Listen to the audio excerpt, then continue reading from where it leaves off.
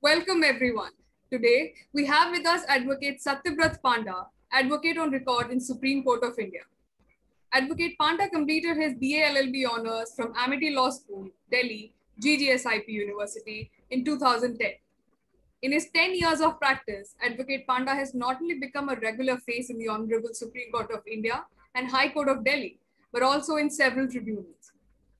He's on the panels of advocates for Embassy of Federal Republic of Germany at New Delhi, Steel Authority of India, State of Gujarat and Odisha Pollution Control Board, amongst several other private companies. A very warm welcome to you, sir. Hello, hi. So to start with, tell us something about your journey as a lawyer. Was law always your desired field? See, as in my desired field, I remember since my school days, I was quite interested in the topics of pure sciences, such as physics and mathematics. So I had a more bent of inclination towards more logical subjects. My father is a lawyer, so having seen him, it did influence me. And I was attracted towards that lifelong study and scholarship, which the study of law entails. So that's how I came into the subject of law. I completed my graduation in that, and then I came to practice in litigation practice. Right. How would you describe your experience in litigation so far? Who were your mentors professionally or personally throughout this journey? See, in our litigation practice, we have this tradition of juniors getting into chambers of seniors, and we have a guru shishya relationship, and that is there, and it's very unique to our system of practice. I started in chambers of Mrs. Hemantika Wahi, who was AOR in the Supreme Court. AOR she was standing counsel for the government of Gujarat, and I observed proceedings in the Supreme Court. I drafted SLPs, and I participated I appeared before the court, and I was with Mrs. Wahi for a year's time. And after that, I realized it's better not to start with the Supreme Court, and one should have at least 3-4 years of practice in either the lower courts or the high courts. So after a year's juniorship under Mrs. Wahi, I joined chambers of Mr. Hari Shankar, who was later came to be designated as a senior advocate and later elevated as a judge of the Honorable High Court of Delhi. In his chambers, I did matters on indirect taxes and service law. And then I joined chambers of Mr. Vikas Dhawan, and in whose chambers I remained for the longest time. And I consider him my guru in so far as civil law is concerned, working on the original side in the High Court. And in arbitration matters, the original side of the High Court has its own charm, and nothing beats that. So after working for around in chambers of various seniors, I started my own practice. This would be around after 5 years into the profession. And then I started my own independent practice. And I also, during this course, I went for my training under Mrs. Hemantika Wahi as an AOR, because for an AOR examination, for qualifying for that, you need to have a training. So I trained under Mrs. Wahi, and I qualified as an AOR, that is an advocate on record in the Supreme Court. And my mentors have always encouraged me and supported me, and that's how my journey has been with my seniors. During law school, had you always been drawn towards practice, or were there any other dimensions that interested you? What drew you towards the practicing side of the field? See, the practice side, I would say one thing is definitely having seen my father. It was something which I was influenced by, having seen I saw him study through the sometimes late hours put into studying the briefs. And I could see that this is a field in which there is so much of scholarship involved. And another aspect is the independence. Like I'm having my own office, I have my own briefs, I'm my own boss. So that was something I really wanted, and that is what I got. You are an AOR. Could you tell us about the institution of the AOR?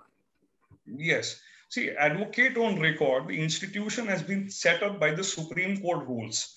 We have the Supreme Court rules of 2013, which provide as to who is an AOR, that is Advocate on Record, and how does one qualify to become an Advocate on Record, and what is the role of an Advocate on Record. Under Order 1 of this Supreme Court rules, it provides that an advocate on record is an advocate who is entitled to act and plead for a party in the Supreme Court. Order 4 of the Supreme Court rules provide that no advocate other than an advocate on record shall appear, plead, and address the court in a matter unless he is instructed by an AOR or with the permission of the court. So the role of an AOR is integral to the Supreme Court practice, since it is the AOR who is representing a party before the court. So it's like a privilege. It is a class of advocates who has the privilege to act and plead for a party before the Honorable Supreme Court. And in this, in Order 4, it provides the qualifications of who can become an AOR. So for becoming an AOR, the first qualification requirement is you need to have 4 years. 4 years, your name should be there in the rolls of your State Bar Council. Apart from that, there is a provision, a condition for training, 1 year training under an AOR who has been an AOR approved by the court. I believe it says an AOR who is standing with a standing of 10 years practice. So under him or her, you have to have 1 year's training. After that, the condition is passing of the AOR examination, which is conducted by the Honorable Supreme Court. And there is some exemption for the training and the test, which is provided to certain categories of advocates, such as solicitors who are on the rolls of the Bombay Incorporated Law Society. For them, there is exemption from giving the examination and the training. And an interesting, very interesting condition is that you have to have your office in Delhi within a radius of 16 kilometers from the courthouse, and you have to give an undertaking that within 1 month of your being registered as an AOR, you would be hiring a registered clerk. Apart from that, you have to pay the registration fees. So these are the 4 conditions for becoming an AOR. Right. Since you mentioned the Supreme Court rules, what are the Supreme Court rules? See, the Supreme Court rules, today we have the Supreme Court rules of 2013, which superseded and repealed the earlier rules of 1966. The Supreme Court rules have been framed by the Supreme Court under Article 145 of the Constitution, which empowers the Supreme Court to regulate its practice and procedure, including the rules as to the persons who shall be practicing before the Supreme Court. That's how we have the rules regarding the AORs also in these rules. You already mentioned about what are the requirements of becoming an AOR, but I'd like to know a little more. How does one become an AOR? See, like I said, one is that you have to have 1 year's training with an AOR. So for that, you have to start with the commencement certificate, which you provide to the registry in the Supreme Court, and then you start with your training. And at the end of the training, you give a certificate in which the AOR certifies that you have completed your 1 year's training. Apart from this, of course, there is the much talked about AOR examination. When I give that exam, I believe I believe the subjects are the same. These are 4 subjects, which is practice and procedure, drafting, professional ethics, and leading cases. Now, I would suggest for anybody who is planning to sit for the AOR exam, you take out the Supreme Court rules, especially Order 4, which deals with the advocates on record. You read it carefully. You read the AOR examination regulations, which have been framed under the Supreme Court rules, and you read the latest notification regarding the examination. This will help you understand the nature and scheme of the examination. It will help you prepare better. Then you go to the Supreme Court website, and you will find that there are a lot of the past year question papers which are there, which have been provided on the Supreme Court website. So going through questions will, you will be informed as to what is the nature of the examination, what does the examination demand from you, what does it require. Then there is study material which is also provided on the Supreme Court website. You can go through that. On the subject of practice and procedure, I would say be thorough with the Supreme Court rules of 2013. Then be thorough with the provisions dealing with the jurisdiction of the Supreme Court, such as articles of the Constitution dealing with the original jurisdiction of the Supreme Court, the special leave jurisdiction, the civil appellate jurisdiction, criminal appellate jurisdiction, the review jurisdiction. Apart from the Constitution, you will have provisions in the CPC, in the CRPC, you have provisions in the Arbitration and Conciliation Act, you have provision in the Consumer Protection Act, which provide jurisdiction to the Supreme Court. So be clear about these provisions and the Supreme Court rules. If you are thorough in this, not only your subject of practice and procedure, you will be able to easily qualify in this subject, but this would also help you in the subject of drafting, because all drafting would involve the jurisdictions of the Supreme Court, which are provided in these provisions of the Constitution and the other statutes, as well as the Supreme Court rules, will help you understand what does the court want from you in the pleadings. So that is going to help you in drafting. Regarding drafting, I would suggest you can the Supreme Court library. I remember in my time the Supreme Court library was there, where the photocopier used to have a drafts. A lot of drafts were there, so I bought a photocopy of that, so that it just helps you understand about the different formats for a civil appeal, for a criminal appeal, for an application under the Arbitration and Conciliation Act. Then comes the subject of professional ethics. For this, there are leading cases in this, and leading cases, you can find them on any good search engine. If you have professional ethics and advocates rules, you go through the BCI rules carefully, and I think that should be sufficient for your understanding. And yes, there is very good amount of study material which is available on the Supreme Court website on this subject. So you just go through that. The leading cases have been listed in that, they would be listed in that notification on what are the leading cases. I believe 2 years back, the list of the leading cases was revised, and you have a lot of recent cases also added. I believe it's about, I think it's 65 to 75 leading cases are there. And I would say that even apart from the cases which are on the list, you also, even if cases are not there in the list, but some landmark judgments, and especially landmark judgments passed in the recent 5 years, even if they are not in the list, you do go through that. Because I remember at my time, when I sat for this examination, there were questions on judgments and landmark cases which actually did not come from those leading cases list. So you be up to date. And I believe in my time, they did provide you with the head note. At the time of the examination, they do provide you with the head notes of all the leading cases. So that would be helpful to you. My advice for this examination would be that you go with self-study, and ideally you should not require any coaching or purchase of any separate textbooks apart from just what you have, the bare act of the Supreme Court rules, the BCI rules, and the provisions of the Constitution and statutes, and that's it. I don't think you require any coaching or anything for this. And I believe with the 5 years of practice, you would be sufficiently mature enough to handle any examination of this kind.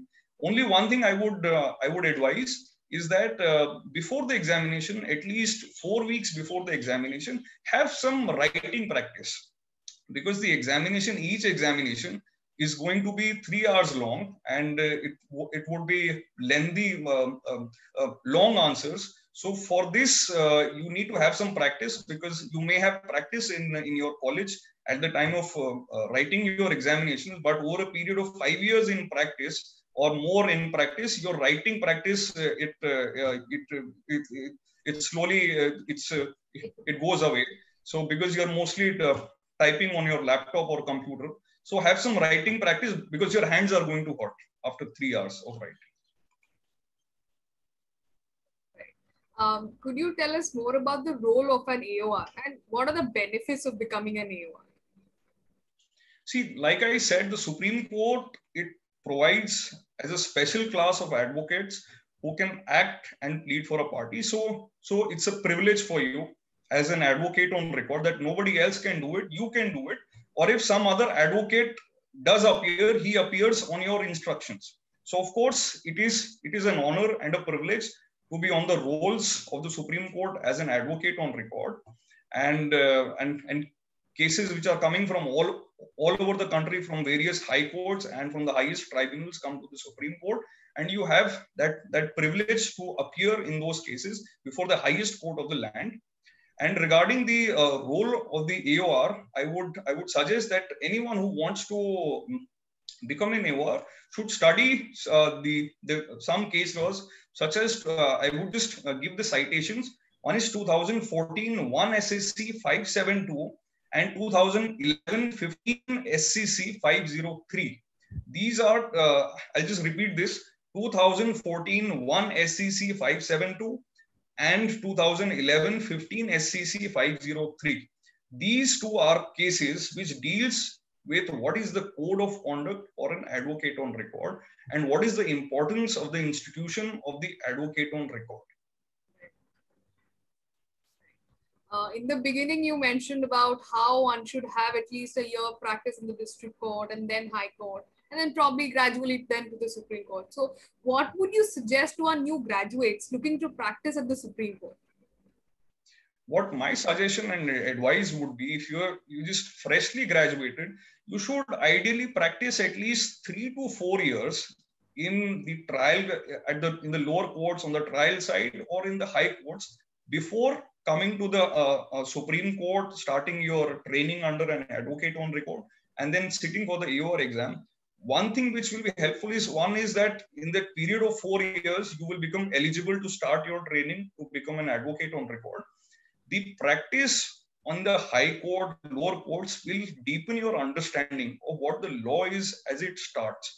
Because if you start as an AOR in the Supreme Court, sometimes you may not, I'm not saying that it goes for everyone. There would be, and there are people who started in the Supreme Court as AORs, who started practicing in the Supreme Court as advocates, became AORs, and then are doing phenomenally well.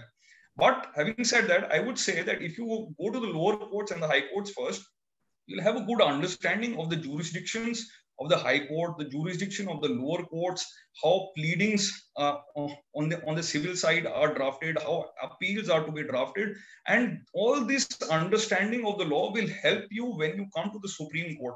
Because then, having practiced in those 4 years, when coming to the Supreme Court and a case comes from the High Court, you would have that advantage of going back, and you can actually go back and see what are the stages and how things have come up from the lowest court to the highest court.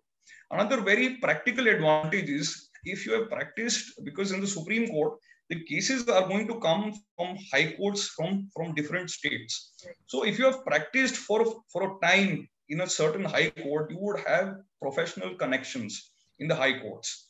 And then you will have at least your briefs for the first few years of your practice. It would be helpful for you that you have a connection to a high court from where briefs are coming to you, because there are advocates in the high courts who know that I know him, he's a good advocate who was practicing here, he has shifted his base to the Supreme Court, and you will get briefs that way. So both ways, in a sense of your understanding of the legal system, understanding of the law, and secondly, practically, it will help you in having professional connections, and it will help you especially in the beginning years. to have a connection so that you have briefs from the high courts. How has litigation changed in the Honorable Supreme Court during this pandemic? See, this pandemic major change, obviously, which is there before everyone to see, is that earlier what were physical courts have been converted into virtual hearings and e-filing. So hearing is virtual and filing is electronic. So the physical barriers have gone. So now matters can be argued from anywhere in the country, and all you need is a laptop computer and an internet connection. So what I feel is, if this becomes the norm of having virtual hearings and e-filings, it would definitely affect and change the practice as an AOR. As I had informed in the beginning, that the Supreme Court rules have provided that the AOR has to have his office within 16 kilometers of the radius of the court. So that physical proximity of the advocate on record to the Supreme Court was an important consideration. And it would be seen from one of the cases which I had cited above, 2014, 1 SEC 572. It also says how it is important for an advocate on record to be near the court, because you have to do filings, you have to visit the court's registry to refile your case, to remove objections, then for the hearings, for the mentioning of cases. So when everything has become virtual, then how is it that to have a special class of lawyers who are physically close to the Supreme Court, how is that going to change is really something which we will see in case this virtual hearings and e-filings becomes the norm. Now, regarding the days before the pandemics and we have the physical courts, it was open. It is open court. Of course, you have considerations of security and restrictions due to the security concerns and space. But otherwise, it was an open court. But with the virtual hearings, it is not an open court in that sense, that not everyone can go and visit and see the matters. It's only those advocates whose cases are listed on the date who have that link. So the concept, the doctrine of having an open court is very central to our jurisprudence. And this is something which I feel the courts have to really look into, about the courts not being open in that sense in which they were there at the time when the hearings were physical. The open court system does have a huge psychological effect on both, I believe, the judges as well as the lawyers, which I feel is missing in the present virtual hearings. And I believe the physical hearings give you a more sense of satisfaction, according to me. In making arguments, I would, from my experience, what I have seen is that I remember in physical courts, a lot of times it would happen that the honorable judge, he would not be persuaded by the arguments made by the counsel. And especially in case of special leave petitions, and they would simply put down the brief saying that, sorry, we don't see any merit of in your arguments. But still it was the skill of the lawyers that they would still go on persuading and pleading. And so many times I have seen that even having put down the brief, the honorable judge would again pick up the brief, again go through it, and then, all right, issue notice. So that was something which cannot happen now in these virtual hearings, because I have seen that once the court says, sorry, we are not inclined to issue notice, and then call out the next matter, you are simply disconnected. So you cannot do anything about that. So it was more, I think, it was more satisfying. And apart from that, obviously, one misses the conversations and the that one had with fellow lawyers in the bar room, in the lobby, that one used to have. Now we are just sitting in our offices. Also, another very important thing that I feel is that we somehow do not appreciate that all lawyers are perhaps not equal in terms of the means that they have or that the facilities that they enjoy. like if you are in your office, you have your big office in which like you have your latest laptop and everything is well set in your office, it's good. But there are so many lawyers which I see during hearings who are operating from their homes. It might be lawyers are somebody is having a house, a 2-bedroom house. He has children in the house, and you can hear them.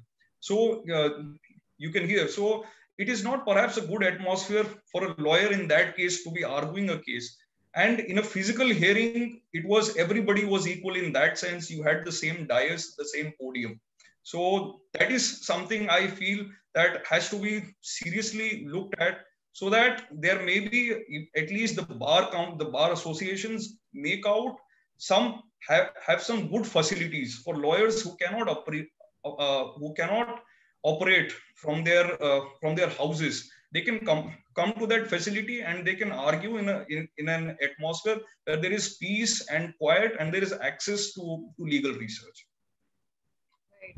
Since you mentioned about your courtroom experience, are there any memorable experience in practice which you would like to share? Yes, I would say that in practice, I would say the most memorable one is that the one when I had started practicing with Mrs. Hemantika Wahi. She was the advocate on record for the Supreme Court for the government of Gujarat, and I did a case for the government of Gujarat with the statutory tribunals under the SICA, that is the Sikh Industrial Companies Act. And that case involved issues of unjust enrichment and refund of indirect taxes. And that was a case in which the amount was huge, and I could get success in that. So that is one case I really remember. Apart from that, I did a case before the Competition Commission. It was regarding whether the Public Works Department, is it an enterprise under the Competition Act? So that was something which was very new. And I remember except for one dissenting note by one member, every other member went against me. I went in appeal to the appellate tribunal, and the appellate tribunal held in my favor. So that is a landmark case in the sense that PWDs are enterprises under the Competition Act. Apart from that, I have given advisory opinions to the embassy of Germany, which involved principles of private international law, and that was something which was very satisfying, having entered into that field of the law.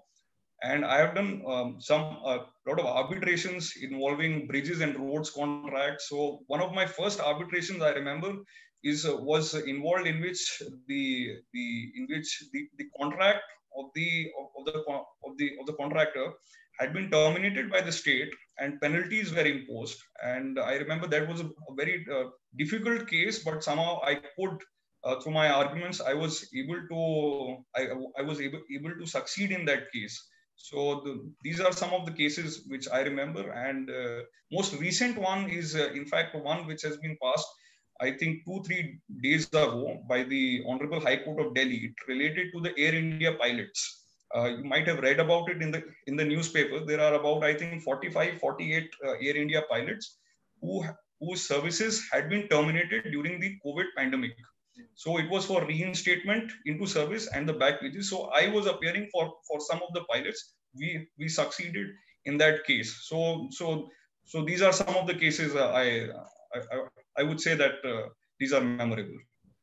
Right. So for the benefit of our viewers, is your firm hiring interns at the moment? Yes, it's interns and students of the law are always welcome, and they can reach out to me on my email, which is adv.spanda@gmail.com. So if anyone wants to do an internship, he's most welcome. Nice. To send me an email. Thank you, sir. And my next question was that itself, that how can we apply or reach to your office? So thank you. Having successfully conducted several arbitrations, what set of skills would you suggest are more crucial in arbitration than litigation? See, in arbitration, what I feel is, one is that if one has a good grounding in civil law, especially if one has had practice on the original side of the High Court, or like say on the original civil suit side in the trial courts, then coming to the arbitration side, I feel it's a lot. It's a lot easier, and a good grounding in civil law, especially on the first principles of the law of contracts, property, registration, stamp, damages, partnership, agency, then rules of estoppel, rules of evidence, the rules of injunction. So these are the law, or the civil law, basic grounding in civil law. That's very important there in arbitration.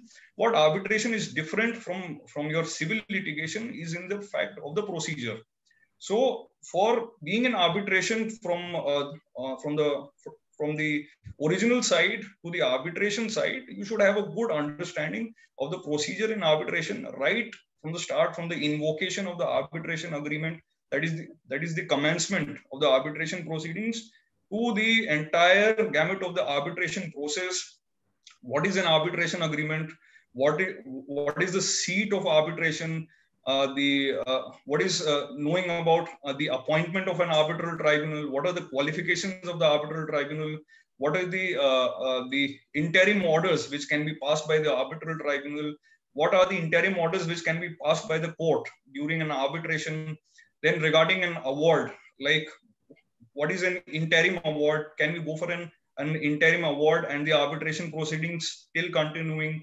Then very importantly, challenge to an arbitration award, because the challenge to an arbitration award under section 34, it's very limited, and it's unlike an appeal. It's unlike a regular civil appeal. So you have to know about the procedure in the process of arbitration, and you should have knowledge of what is the scheme of the Arbitration and Conciliation Act, and be up to date on the arbitration law, because especially one sees in the last 10 years there has been a lot of development in this field, especially after the 2015 Amendment Act, and then thereafter the 2018 amendment. So there have been very recent cases which are which are landmark judgments by the Supreme Court.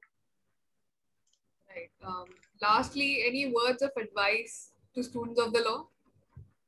What I would advise is for anyone who is studying law and wants to come into practice, I would one is that you should read a lot, and not just obviously read a lot of law, but not just the law. You read a lot of fiction, non-fiction, history, literature. So inculcate that habit of reading.